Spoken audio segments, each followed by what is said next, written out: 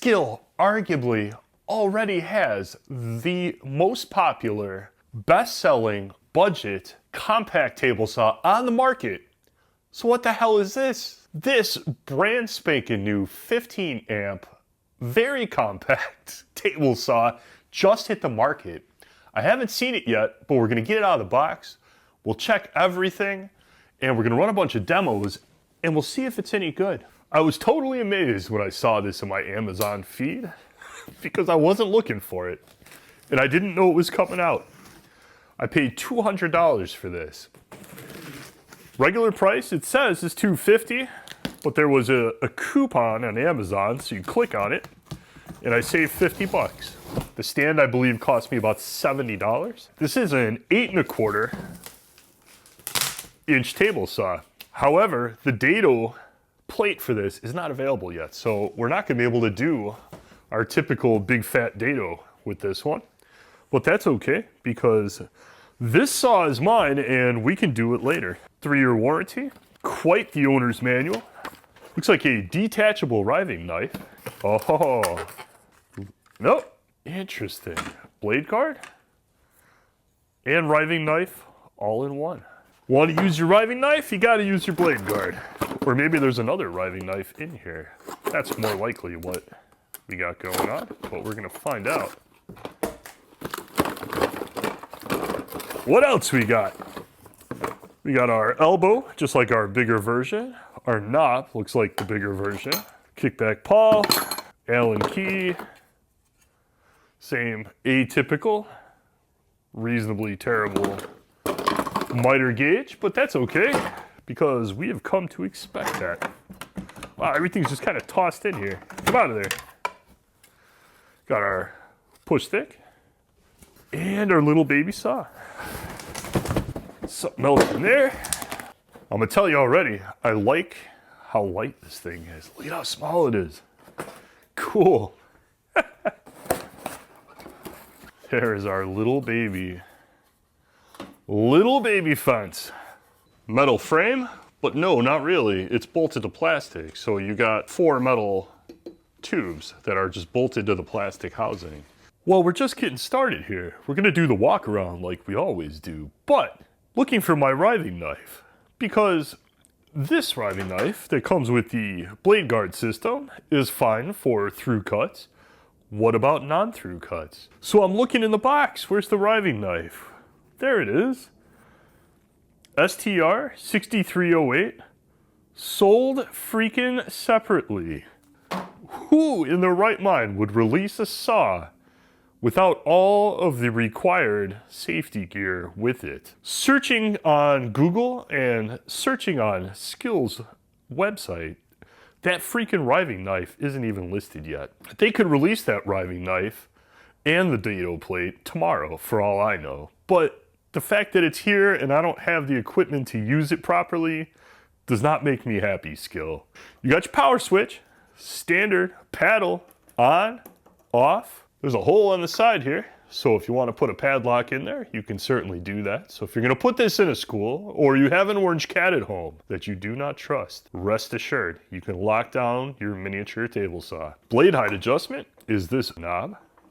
That would be down, and there is up. It is nice and smooth. You got your bevel lock lever right here. Locks down securely. Bevels with a little bit of effort. Right on the front here, you got your knob for your rack and pinion fence system. Nice and smooth. Plastic, but feels like nice quality. The lever for locking your rack and pinion fence. Miniature. Then we have our push stick right on the front. Typical inexpensive plastic, but it's there and it's a push stick. Goes right in the slot. Pretty secure, good enough. Not a whole lot going on the right side. You got a rubberized handle here for carrying and a place to put your hand if you have to lift a tabletop. There's one of these on the other side. And then there is our safety system / riving knife. There's a knob back here and you just turn that and then you can pull your riving knife assembly out. You can reach through the back here, and once you have your guard system out, it's a little easier to see. We got a wing nut back here for our 2 included wrenches. So you got open and closed, obviously. 2.5-inch dust port, as per usual. There's an elbow, it's on the other side here. We'll see it in a second, but an elbow fits on here and shoots down. And that's gonna be useful because our stand has basically a bucket attached to the back of it. We got our miter gauge here. Fits in a plastic bracket. Real standard stuff. Looks, I think, just like the one that comes with the bigger Skil, the red one. A few things to show you on the left side. Got your cord keeper, plastic. 6-foot power cord. Got a storage spot for our kickback pawl. Comes on and off nice and easy with this lever here. Looks like a 45 for our dust elbow. Just fits on the back. And then lastly, right in here, we got our plastic ears for our height adjustment. So on your rack and pinion fence system, like all the new saws, you have 3 positions for your fence. You got this one here for cutting on the left side of your blade. And then you have 2 here. This one will get you all the way 0 to your blade. This one here gets you 4 inches from your blade, actually 3.5 because it extends past the 0. So this will get you from 3.5 all the way out to 25. These 2 spots here are 4 inches apart exactly. Unlocking your fence is that lever there. That pulls this clip away from where it locks into the fence there. Locks down nice and secure. You got one of these on either side and you can lift off your fence. This groove here just fits on this bolt. These are adjustable. With your included wrench, you can loosen these and move them back and forth to make adjustments to your fence. We often get metal inserts here to make this more durable. This one is straight plastic, but that's okay because this is a budget saw and there has to be some cutting of costs somewhere, but it locks down nice and secure. You have an auxiliary fence on the back side here that detaches and flips around. If you put it in the higher position here, and it locks down and it becomes a little fence that you can use for ripping small pieces, especially since you can't detach your safety guard system. This has a second position that's lower, and that will get you flush with your table. So if you're gonna send this way out here, you have a support here at the same height as your table for longer pieces. With our fence banged up against our blade, our pointer's off by about a 1/16, which is annoying me. So 4 mil, not the included wrench. You're gonna have to go find yourself an Allen 4mm. This pointer is plastic, and it might be one of the first plastic ones I've seen, but if ever there was a place to save a few pennies, I guess the pointer doesn't really matter. It's a good design anyway, it's just plastic. I am pleasantly shocked to tell you that despite this being a third the price of a 10-inch Skil saw or the Bosch, this has an accurate ruler, like dead nuts accurate. So, nice job for actually putting an accurate ruler on a table saw Skil. Full up height on this blade, 2 5/8. Full up height at 45 degrees, 1 inch and 7/8, maybe an inch and 15/16. Maximum full rip, 24 7/8. Fence height is 2 11/16. Our little auxiliary fence is 1 3/16. We got a lot of odd measurements in this one, but it is what it is. All right, so let's get the blade out of here. I don't know if my master plate calibration plate's even gonna fit in this thing, but we're gonna find out right now. We will certainly try. The blade obviously is 8 1/4. This will take a dado set up to 5/8 wide, but only a 6-inch dado. The dado insert is not available yet, so I can't show it to you. So I need the plate, obviously, and I'm gonna need the special washer, I'm sure, that's gonna come with it, just like the 10-inch. And I actually don't own a 6-inch dado set, so we will run a fat dado through this thing eventually. I promise you that.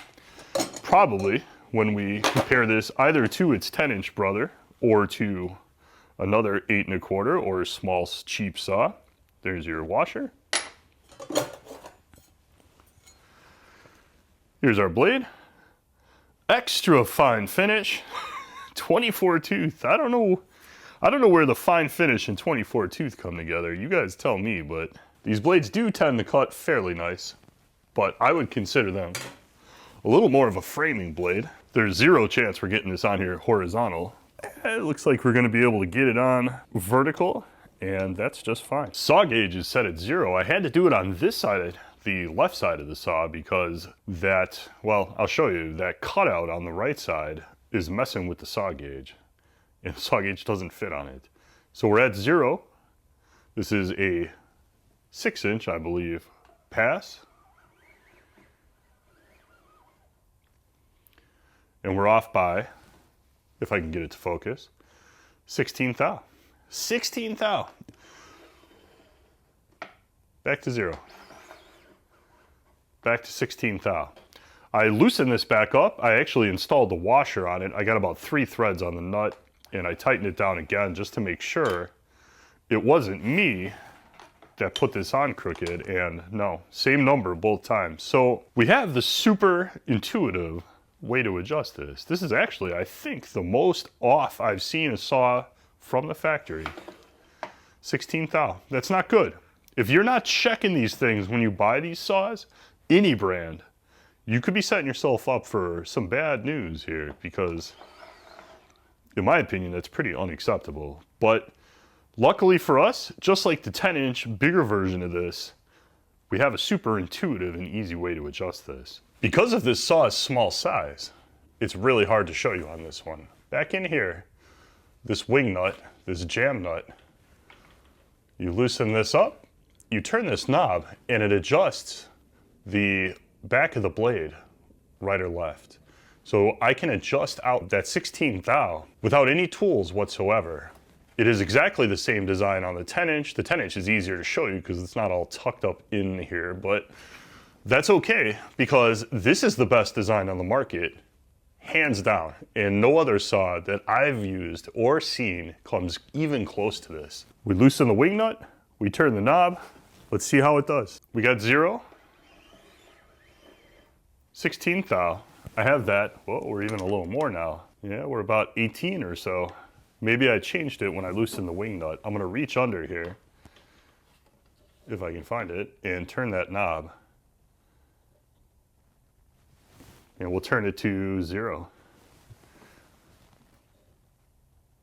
I'm not going to tighten the wing nut. One twist of that knob. We are absolutely dead nut 0, front and back. I'm going to tighten down the wing nut. And let's see if it changes. This is a one-handed oh yeah, look. This is a one-handed operation, so it's going to be a little tough to hold the knob and tighten down the wing nut at the same time. We got about 1 thou at the back, 0 at the front, 0 at the back. Yeah, it's 0. That took, what, about 3 minutes? Maybe not even. Probably less if I wasn't trying to film it for you guys. Now, we are 100% straight. You go from the worst saw that we've had out of the box to the best saw I think I've ever measured, all in one shot. Let's use a saw gauge to check our fence, and then we'll see how flat the table is. I don't know how much it matters on a table this small, and then we'll do some cutting. Throat plate, plastic, open on one end so you can slide it on and off when you have your blade guard on there. It is 4-point adjustable, Allen head. One note, if you leave up your riving knife lever and bevel your saw with this on there, this is latched in and you will crack it, which I did. I can't find the crack again, and that's okay, but there is a crack. I saw it as that thing beveled over.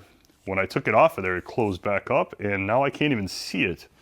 But fair warning, that's 100% my fault. Usually what I like to do with this saw gauge is put it on one of these front teeth. You get the least amount of deflection. I mean, you get some, a thou or two, but if I hold it, push down on it, I can get most of that deflection out. Because this is sitting on the table, this part here, and we're gonna run it right past the plastic, that ain't gonna work with this one. So we'll go second from the back. The problem with that is the deflection gets bigger, and pushing down gives us a 5 to 6 thou variance that I can't really control well. So take this one with a grain of salt. We'll set it to, well, it's almost at 0. Yeah, see, look, it's really hard to get an accurate one when it's back here. So it is what it is. It's the size of the saw. It's not the gauge's problem. And the saw is designed to be small for a reason. Off by about 8 thou or so.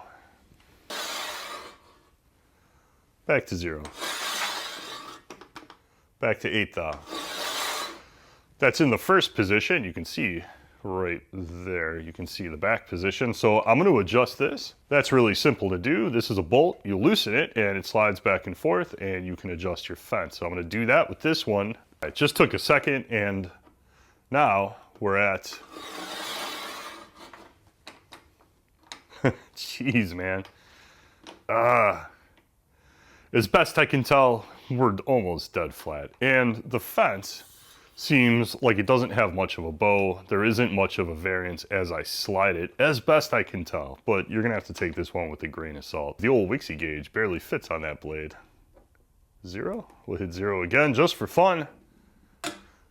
I double checked, we're up against the stop at 90, 89.2. We're off a little bit on this. Up against the stop at 45, 0, 45.2. A little better at the 45, 45.3. Up under our bevel knob, here's our stop. There's one on the other side for 45 too, and it's just in a slotted piece in the plastic here. What that equates to underneath is this bushing here, and basically it just slams the blade housing into the bushing.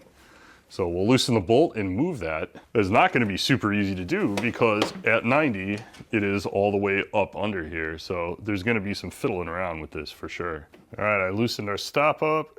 I'm going to lock it down at 90. Not the best design, but it'll work. It is what it is. How flat is the table? Now there's 8. Honestly, this is, I mean, it's a tiny table saw, but it is exceptionally flat. And it's flat where it matters. It's flat here.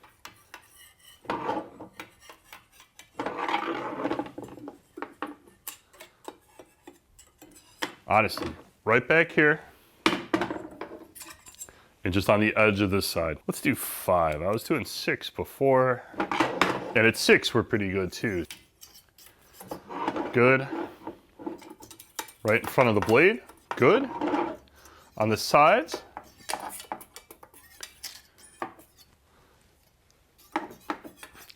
We are good. Almost the whole front of this thing is flat to at least 5/32, maybe better. You tell me though, maybe it matters less because this thing is tiny. But it is damn flat. Let's check out the stand.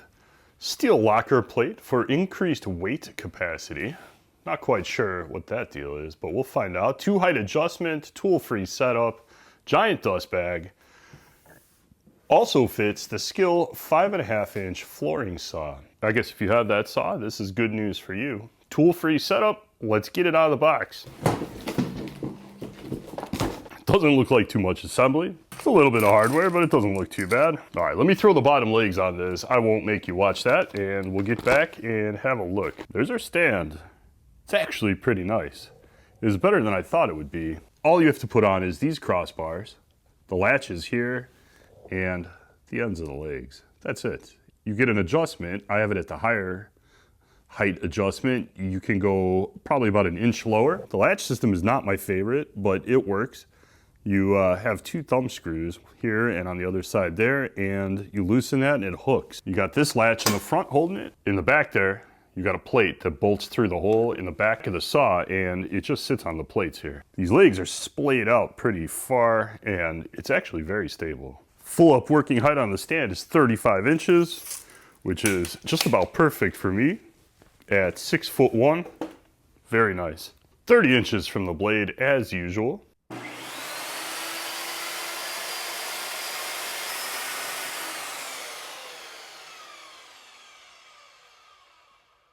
No brake on that motor.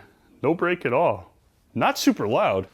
Little Skil hooked to the Harbor Freight dust collector. That's 4-inch, neck down to 2.5 for the saw. So we got 2x pine. We got a hardwood stair tread. That is red oak. 1x red oak, 1x poplar. I think that's a 3/4, so probably 5/8 hickory. And we got a 2x piece of, I believe, maple. You correct me if you think I'm wrong, but I'm pretty sure that's maple. Let's see how this thing cuts.